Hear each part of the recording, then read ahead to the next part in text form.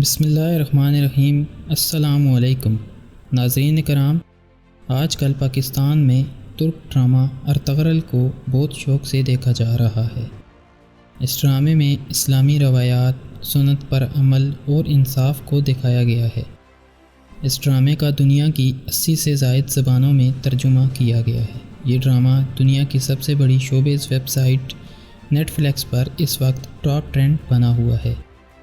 ناظرین کرام، اس ڈرامے میں دکھایا گیا ہے کہ کیسے پیغام رسانی کو اس دور کے لوگوں نے کبوتروں کے ذریعے فعال رکھا ہوا تھا۔ اس ڈرامے میں مسلمانوں، عیسائیوں اور منگولوں کو دکھایا گیا ہے کہ وہ اپنے بادشاہوں اور پادریوں کو بذریعہ کبوتر پیغام پہنچاتے تھے۔ تو دوستو، آج ہم بات کریں گے کہ یہ کبوتروں کی دلچسپ پیغام رسانی کیسے وجود میں آئی اور اس کو اہل یورپ نے کیسے استعمال کر کے اپنے ہزاروں فوجیوں کی جان بچائی، اور کبوتر میں ایسی کون سی خوبی ہوتی ہے جس کی بنا پر اس کو پیغام رسانی کے لیے استعمال کیا جاتا ہے، اور وہ کون سی وجہ ہے کہ بھارت ہمیشہ پاکستان سے اڑ کر جانے والے کبوتروں کو جاسوس سمجھتا ہے، اور کبوتروں کو پیغام رسانی کے لیے کب تک استعمال کیا جاتا رہا۔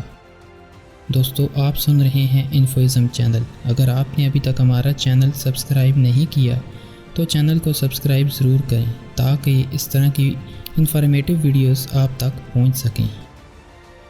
ویب سائٹ پاپولر سائنس کے مطابق سائنسدانوں نے یہ انکشاف کیا ہے کہ کبوتر تھوڑی بہت پڑھنے کی صلاحیت بھی رکھتے ہیں اور الفاظ کی شناخت بھی کر سکتے ہیں۔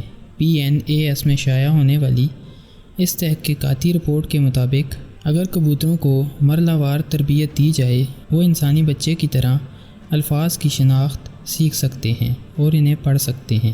تو دوستو، یہ 3 اکتوبر 1918 کا دن تھا جب عالمی جنگ میں جرمن اور امریکی فوجیں آمنے سامنے تھیں۔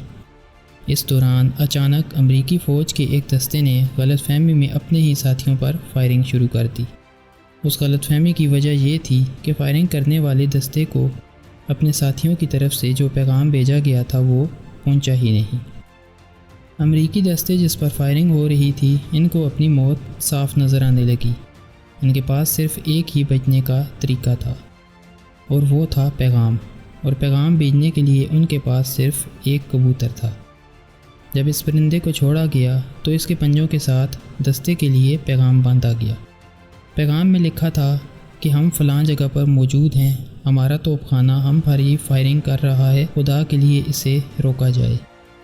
یہ کبوتر اس امریکی انفینٹری کے لیے آخری امید تھی۔ جب کبوتر کو چھوڑا گیا تو رستے میں جرمن فوج کی فائرنگ سے پوری طرح زخمی ہو گیا اور اس کی ایک آنکھ بھی ضائع ہو گئی۔ کبوتر نے زخمی حالت میں پیغام انفینٹری کے دوسرے دستے تک پہنچایا، اور انفینٹری کے دوسرے دستے کو پیغام ملتے ہی انہوں نے اپنے ساتھیوں پر گولہ باری روک دی، اور یوں کبوتر نے تقریباً 200 امریکی فوجیوں کی جان بچائی۔ بعد ازاں اس کبوتر کو حکومت کی طرف سے ڈیکن میڈل سے نوازا گیا، جو کہ فوج کا بہت بڑا اعزاز سمجھا جاتا ہے۔ دوستو، دوسری عالمی جنگ کی سب سے زیادہ خونریز لڑائی بیٹل آف آرنم کہلاتی ہے۔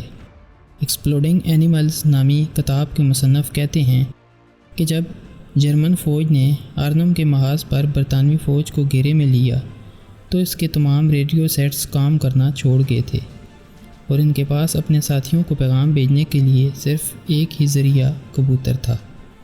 برطانوی فوج نے 19 ستمبر 1944 کو ایک کبوتر چھوڑا جس نے 400 کلومیٹر کا سفر طے کرنے کے بعد پیغام منزل پر پہنچایا، اور یوں جرمن فوج کا محاصرہ ختم ہوا، اور اس کبوتر کی بدولت تقریباً 2000 برطانوی فوجیوں کی جان بچ گئی۔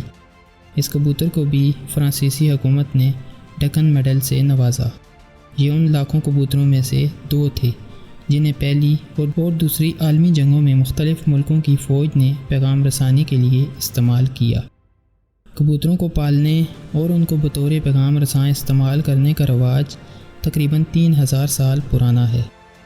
Society of American military engineers کی تحقیق کے مطابق کبوتروں کو پالنے کے رواج کے تانے بانے فراہین مصر کے 5ویں خاندان اور اس دور کے یونان کے ساتھ جا کر ملتے ہیں۔